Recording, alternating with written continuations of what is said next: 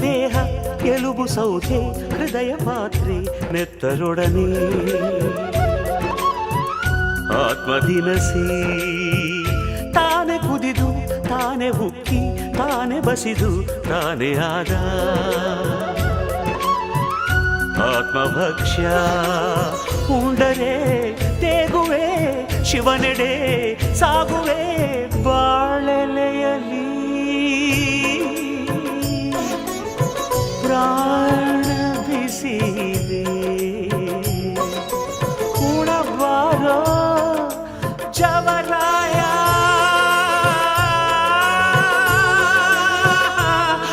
ಹರ ತನುವಿನ ಮನೆಗೆ ಬಾತಿಥಿ ಬಾತಿಥಿ ಬಾತಿಥಿ ಆತ್ಮನರು